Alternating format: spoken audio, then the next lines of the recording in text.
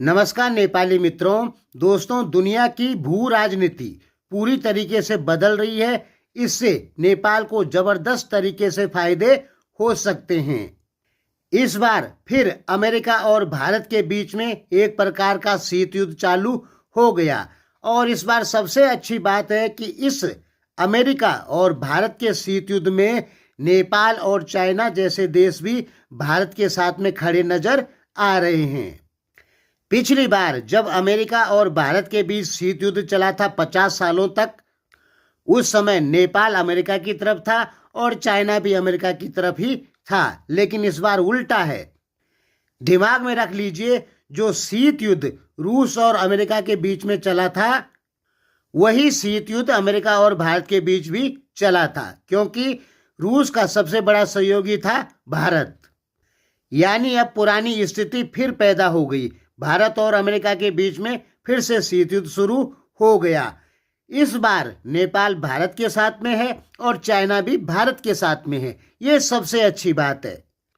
उधर भारत और चाइना अच्छे संबंध बनाते जा रहे हैं। सीमा से सैनिकों की वापसी हो गई है। उधर अमेरिका ने भारत की 19 कंपनियों पर प्रतिबंध लगा दिया और कनाडा ने भारत को दुश्मन देश घोषित कर दिया। देखिए, इस समय नेपाल में अगर प्रचंड प्रधानमंत्री होते तो ज्यादा अच्छा होता, कारण प्रचंड कभी भी अमेरिका का कहना नहीं मानेंगे। ओली जी जो हैं वो अमेरिकी इशारों पर भारत से या भारत विरोधी प्रचार कर सकते हैं, भारत विरोधी बयान दे सकते हैं।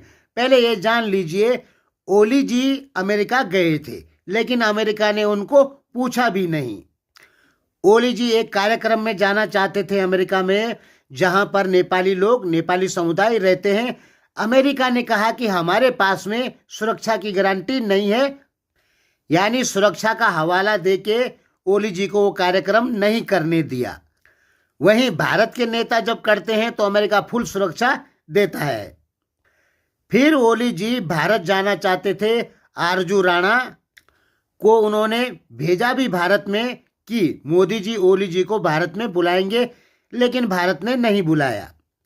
अब ओली जी चाइना जा रहे हैं। चाइना वैसा देश नहीं है। चाइना जानता है कि ओली जी को अगर नाराज कर दिया गया तो ओली जी सीधे अमेरिका की तरफ भाग जाएंगे। प्रचंड जी का ऐसा हिसाब किताब नहीं था। प्रचंड जी भारत चाइना की तरफ तो मिल जाएंगे लेकिन अमेरिका से नहीं मिलेंगे, ये कन्फर्म है। जबकि प्रचंड जी पुराने समय में अमेरिका के ही आदमी थे।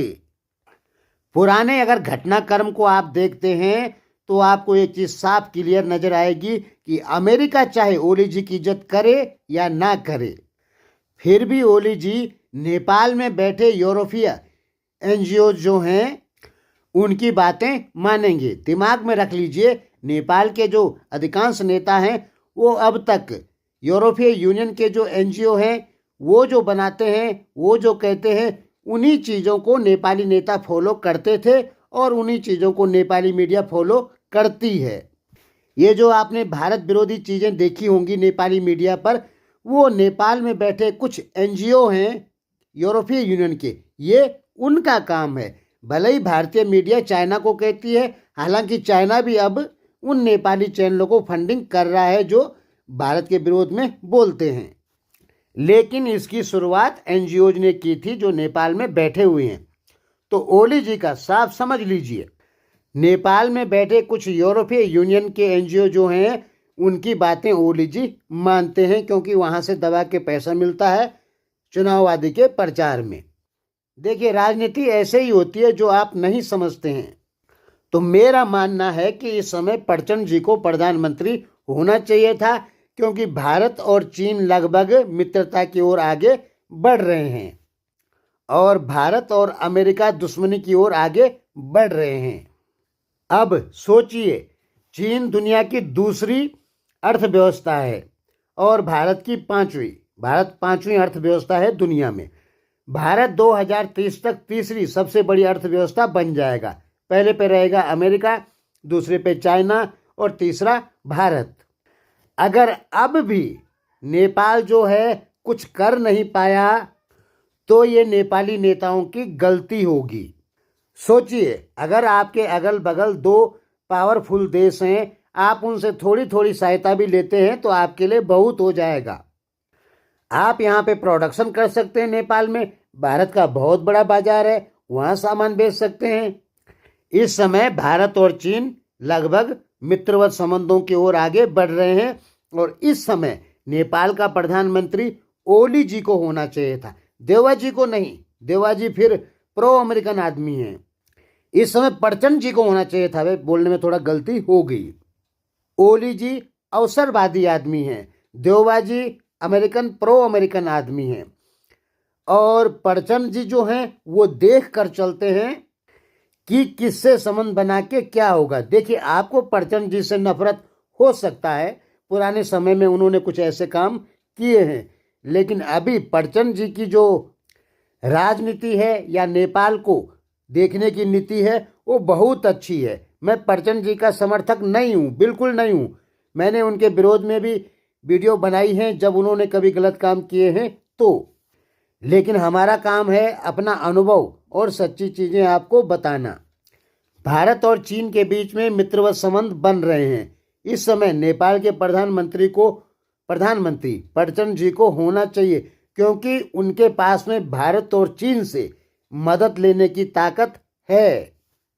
भारतीय प्रधानमंत्री मोदी हिंदू विरोधी ओली जी को पसंद नहीं करते। अब आप कहेंगे ओली जी हिंदू विरोधी नहीं है, वो आपको पता नहीं है। ओली जी 100% हिंदू विरोधी आदमी हैं। किसी वीडियो में आपको समझा दूंगा।